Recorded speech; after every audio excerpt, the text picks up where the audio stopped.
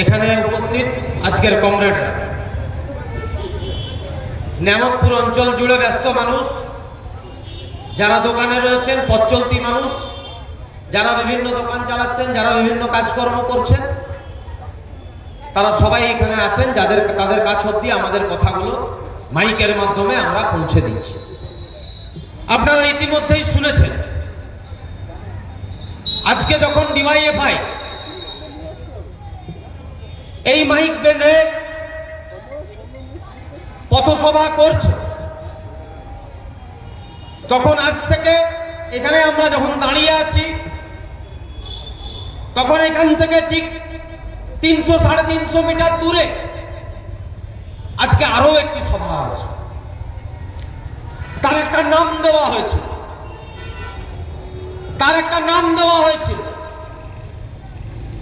তার জন্য বড় বড় হোর্ডিং হয়েছে, বড় বড় পোস্টার হয়েছে। আসতেই পারে, ধর্মীয় সভা হতেই পারে। ধর্ম মানুষের আস্থা, ধর্ম মানুষের বিশ্বাস, ধর্মের সঙ্গে কোনো সমস্যা নেই। ধর্মের সঙ্গে আমাদেরও কোনো সমস্যা নেই, ধর্মের সঙ্গে মানুষেরও কোনো সমস্যা নেই। সমস্যাটা কোন জায়গায়? যখন আপনার ধর্মকে, আপনি যে ধর্ম প্র্যাকটিস করেন প্রত্যেক দিন, আমাদের মা, কাকিমা, দিদিমা, ঠাকুমারা, আমরা দেখে এসেছি তাদেরকে ধর্ম প্র্যাকটিস করতে। তারা সকালবেলায় পাঁচালি পড়তেন, তারা বিকেল বেলায় পাঁচালি পড়তেন। তখনও ধর্ম ছিল, তখনও ধর্মীয় আস্থা ছিল, কিন্তু সেই ধর্মীয় আস্থায় কোথাও বিদ্বেষ ছিল না, কোথাও ঘৃণা ছিল না, কোথাও ঘৃণা ছিল না। এর আগেও দেখেছি বিভিন্ন পাড়ায় পাড়ায় 24 প্রহর ব্যাপী হরিনাম সংকীর্তন হতো। এর আগেও পাড়ায় পাড়ায় দেখেছি বিভিন্ন জায়গায় ছোট ছোট করে ধর্মীয় সভা হতো, সেখানে রাস বলা হতো, কোথাও ভাগবত গীতা পাঠ হতো। কিন্তু আজকে পশ্চিমবঙ্গে একটা নতুন ট্রেন্ড হয়েছে। এ বলছে আমি 1 লক্ষ কণ্ঠে গীতা পাঠ করাবো, তো ও বলছে আমি 1 লক্ষ কণ্ঠে কোরআন পাঠ করাবো, তো ও বলছে আমি 1 লক্ষ কণ্ঠে বাইবেল পাঠ করাবো। আরে বাইবেলের সঙ্গে কোরআনের সঙ্গে ভাগবত গীতার কোনো সমস্যা নেই, কোনো সমস্যা থাকতে পারে না।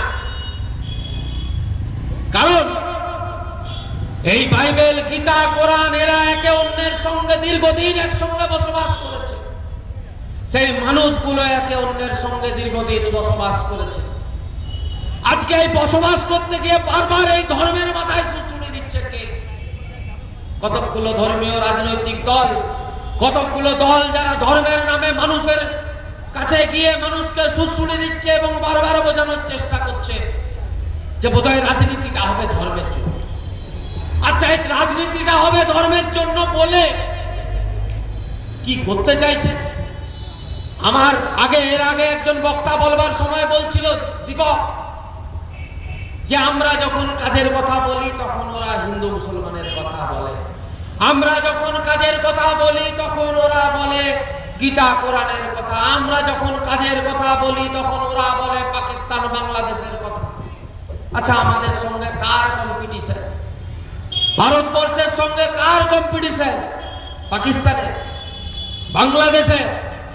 ভারতবর্ষ নাকি বিশ্বের 3য় বা 4র্থ অর্থনৈতিক দেশ, অর্থনীতি সম্পন্ন দেশ।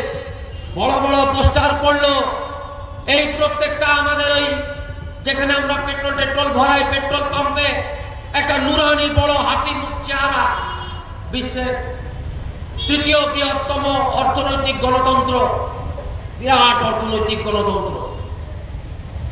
আবারও সেই উনি বলে আমার দেশ এত বড় আর্থিক গণতন্ত্র চালায় যে আর্থিক গণতন্ত্রে 80 কোটি মানুষ ফ্রিতে রেশন পায়।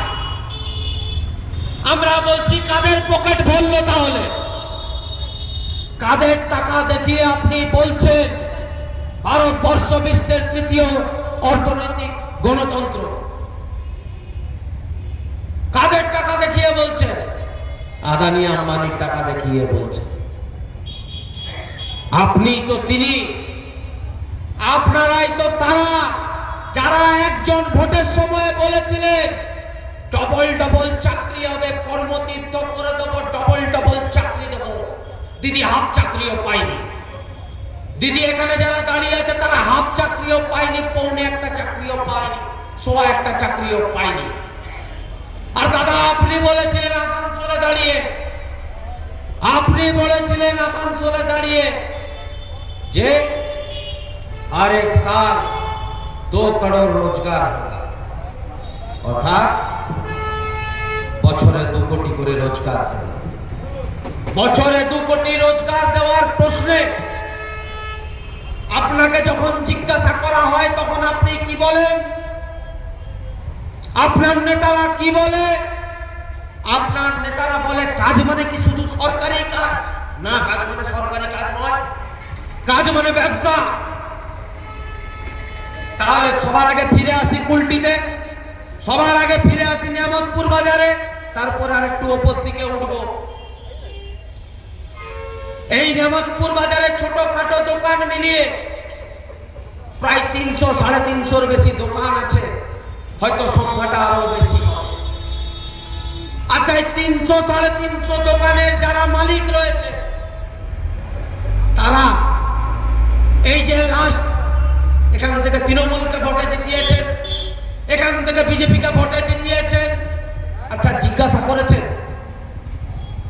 করেছেন আপনার বিধায়ককে, আপনার সাংসদকে, আপনার পাড়ার এলাকার তৃণমূলের নেতাটাকে, বিজেপির নেতাটাকে, যে এই যে অনলাইন ব্যবসা চলছে রমরমিয়ে, এই যে অনলাইন ব্যবসা হচ্ছে রমরম করে, সেই অনলাইন ব্যবসার চোটে আপনার ব্যবসার যে লসটা হয়েছে সেই লসটা কে ভরে দেবে? তৃণমূল ভরে দেবে না বিজেপি ভরে দেবে? আচ্ছা ছেড়ে দিন, ভরতে হবে না, ছেড়ে দিন, ভরার দরকার নেই। আচ্ছা কোনো একটা অল্টারনেটিভ রাস্তা, কোনো একটা অন্য উপায়। আমি যেখানে কথা বলছি আমার বাম পাশে একটা দোকান আছে, সেটা ওষুধের দোকান। আচ্ছা এখানে বড় বড় ফ্র্যাঞ্চাইজির ভিত্তিতে ওষুধের দোকানও তো খুলেছে, তারা 60%, 50%, 40% করে ছাড় দিচ্ছে। অ্যাপোলোর মালিকটা কিন্তু অনেক বড় লোক, সে যখন মাল কেনে তখন সে একটা নির্দিষ্ট ওষুধ কোটি টাকার কেনে। আপনি যখন ওষুধ কেনেন রিটেল, আপনি যখন গোটা প্যাকেজে ওষুধ কেনেন তখন আপনি হয়তো ওই নির্দিষ্ট ওষুধটা 10,000 টাকার কেনেন। ফলে আপনি যতটা ছাড় দিতে পারবেন আর অ্যাপোলো যতটা ছাড় দিতে পারবে, দুটো ছাড়ের মধ্যে ফারাক হবে। তাহলে এই ফারাকটার জন্য আপনি 50% দিতে না পারলে আপনার দোকানের বিক্রি বাট্টা কমবে, তাই কেনেন। এটা তো আমি ওষুধের দোকানের কথা বললাম। এই অবস্থা পাড়ার প্রত্যেকটা দোকানে, প্রত্যেকটা গ্রোসারি মার্কেটে, প্রত্যেকটা ছোট ছোট দোকানে হিসাব চেয়েছেন? একটা গল্প ছিল, আমাদের স্যার একটা গল্প বলতো ডাইভার্সন অফ সাইকোলজি। সাইকোলজিকে ডাইভার্স করতে হয়। কিভাবে ডাইভার্স করতে হয়? না, একটা বাচ্চা ছেলে বাবাকে বলছে যে বাবা আমার খুব খিদে পেয়েছে, বাড়িতে খাবার নেই। বাবা কি করলো? বাবা ছেলেকে সবার আগে আলমারির উপরে চাপিয়ে দিল। ছেলে ভুলে গেল খাবারের কথা। ছেলে বলতে লাগলো, বাবা আমার ভয় লাগছে, আমাকে নামিয়ে দাও। কাঁদতে লাগলো, নামিয়ে দিল। আবার ছেলে ভুল করে বলতে চেষ্টা করলো যে বাবা আমার খিদে পেয়েছে, বাবা ঘরের লাইটটা বন্ধ করে দিল। আবার ছেলে ভুলে গেল তার খিদে পেয়েছে। গল্পটা জিস্ট হলো এটাই যে এইভাবে মূল ইস্যুকে সরিয়ে ভুল ইস্যু তৈরি করা হচ্ছে। প্রত্যেক মুহূর্তে আপনাকে হিন্দু মুসলমান বোঝানো হচ্ছে। আচ্ছা, হিন্দু মুসলমান বোঝাতে গিয়ে সমস্যা কি হয়েছে? হিন্দু মুসলমান বোঝাতে গিয়ে যে সমস্যাটা হয়েছে, এই পশ্চিম বর্ধমান জেলায় অন্তত পক্ষে 130টার বেশি ছোট বড় কারখানা বন্ধ হয়ে গেছে। আমি আর আপনি এক সময় ভোট দিয়েছিলাম বাবুল সুপ্রিয়কে, অনেক মানুষ ভোট দিয়েছিলেন। কুলটির প্রচুর লোক শয়ে ভোট দিয়েছিল। চিত্তরঞ্জনের লোক ভোট দিয়েছিল। একটু আগে আমাদের তুষারদা বলবার সময় বলছিল, সেই বাবুল সুপ্রিয় বড় ধেই ধেই করে নেচেছিল ওই কেবেলস কারখানাটার সামনে, আবির উড়িয়ে কেবেলসটা খুলে যাবে। আরে খুলুক, আমরা বলছি খুলুক, আমরাই তো বলছি খুলুক। আমরা বলছি আপনার কাজ খোলা, আপনার কাজ কারখানা খোলা, আপনার কাজ শিল্প করা, যেগুলো বন্ধ হয়ে গেছে সেই জায়গায় নতুন শিল্প করা। কারণ শিল্প না করলে ওই যে যেটা দিয়ে শুরু করেছিলাম, যেটা দিয়ে কথাটা বলাটা শুরু করেছিলাম, যে সরকারের কাছে আপনি যাকে ভোট দিচ্ছেন তিনি তার কোটা বরাদ্দ টাকাটুকু খরচা করেন না, করতে পারছেন না। আপনি এইখানকার যে কোনো স্কুল চলে যান, যে কোনো স্কুল চলে যান, প্রাইমারি স্কুলে চলে যান, হাই স্কুলে চলে যান, দেখবেন আমাদের এক প্রাক্তন এমপি ছিলেন বংশগোপাল চৌধুরী, তার আগে ছিলেন বিকাশ চৌধুরী, তার আগে ছিলেন নবীন সেন। প্রত্যেকটা স্কুলে গিয়ে দেখতে পাবেন কোনো না কোনো একটা কক্ষ, কোনো না কোনো একটা জায়গা, যিনি ফিতে কেটেছিলেন তারা এরা। আর আজকে যারা ফিতে কাটে তারা কিসের ফিতে কাটে? আমরা এখান থেকে বিজেপির বিধায়ককে নির্বাচিত করেছি, উল্টি কটা কারখানা পেয়েছে, উল্টি কটা কাজ পেয়েছে। আপনারা এখান থেকে শত্রুঘ্ন সিনহাকে জিতিয়েছেন, উল্টি কটা কাজ পেয়েছে। শত্রুঘ্ন সিনহা পেনশন পাবে আমি জানি, শত্রুঘ্ন সিনহারা সারা জীবন পেনশন পাবে। তাদের ক্যারিয়ার যখন ফিল্ম করতে গিয়ে শেষ হয়ে যায়, তারপরে সেই সকল নাচানি আর বাজানি আর আছে তৃণমূল আর বিজেপির হয়ে ক্যান্ডিডেট হয়ে ভোটে দাঁড়ায়, আর তাদের সারা জীবনের পুঁজিটা রোজগার করে, আর আপনাকে আর আমাকে হিন্দু আর মুসলমানের কথা বুঝিয়ে যায়, আর নিজের পেনশনটাকে সিকিউর করে যায়। আবার বলছি, যে কুলটির কথা বলছিলাম একটু আগেই বললাম, এই নিয়ামতপুরেরই অবস্থা। যেই দোকানগুলোকে বাঁচাবে কে, এই দোকানগুলোকে বিকল্প অর্থনীতি দেবে কে? এই তৃণমূলের দেওয়ার কথা, এই বিজেপি দেওয়ার কথা, তারা দিতে পারছে না, তারা দিতে চায় না। তারা আপনাকে কয়েকদিন আগে দেখছিলাম, আপনারাও দেখেছেন, আপনাদের কানেও বেজেছে, পাড়ায় পাড়ায় একটা টোটো ঘুরছিল, উন্নয়নের পাঁচালি শোনাচ্ছে। তো আমি একদিন টোটোটাকে দাঁড় করিয়ে আমি শোনার চেষ্টা করলাম গোটা রিলটা, যে আচ্ছা এই উন্নয়নের পাঁচালিতে কোথাও তৃণমূল কি বলেছে আমি এতগুলো কাজ দিয়েছি? এই পশ্চিম বর্ধমান জেলাতে আমি এতগুলো কাজ দিয়েছি, কোথাও বলেছে? শুনতে পেলাম। আচ্ছা, বিজেপি যখন ভোটে জেতবার জন্য 21 সালে একটা ম্যানিফেস্টো রেখেছিল, সেখানেও বিজেপি বলেছিল যে আপনি যদি আমায় ভোট দেন, আমাকে ভোট দেন, তাহলে আমি এতগুলি চাকরি দেব। আচ্ছা, তাহলে সেই চাকরির উত্তর দেবে কে? সেই চাকরির উত্তর দেওয়ার কথা এখানকার বিধায়কের। তিনি কোথায় থাকেন?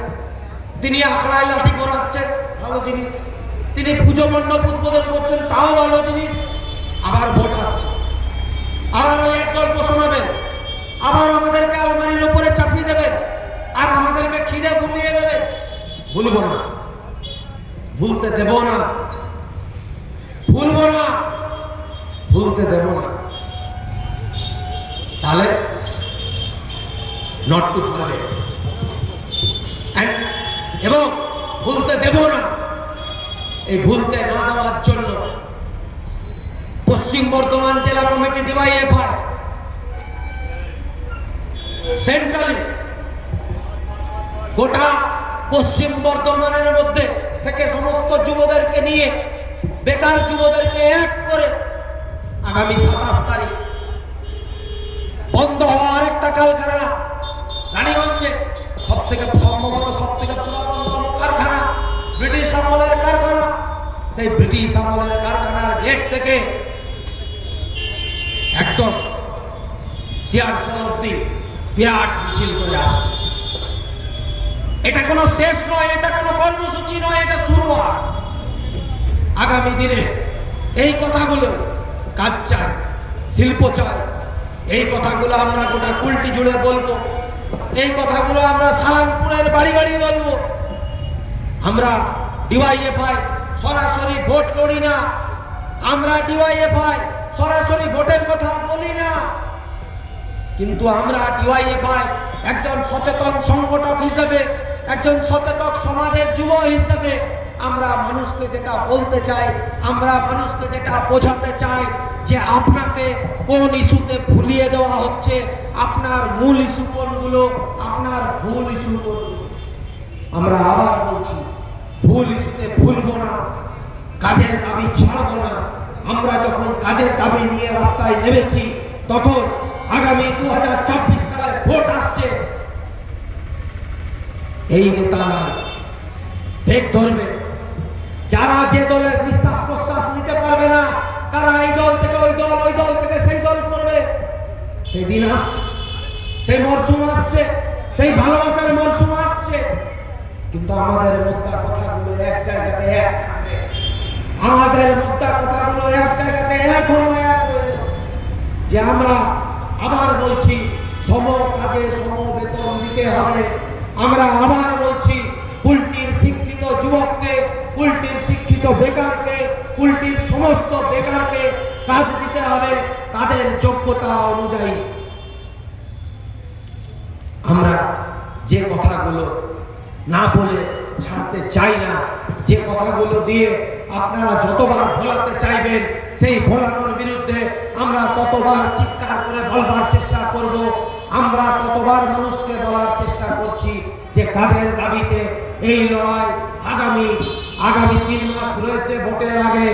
ভুলবেন না, ভুল ইস্যুতে ভুলবেন না, মূল ইস্যুতে কাজের দাবি ছাড়বেন না।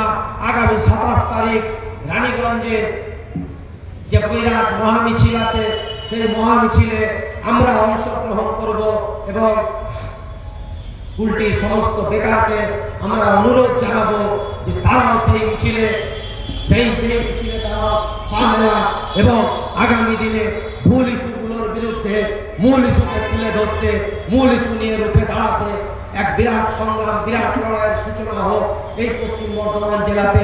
এই কুলটি থেকে তার সূচনা হলো। এই কটি কথা বলে আমি আমার কথা শেষ করলাম। ইনকালাব জিন্দাবাদ, ডিওয়াইএফআই জিন্দাবাদ। শিল্প এবং কাজের দাবিতে আগামী 27 জানুয়ারি রানীগঞ্জ চলো, সবাই মিলে এই মহামিছিলে অংশগ্রহণ করো।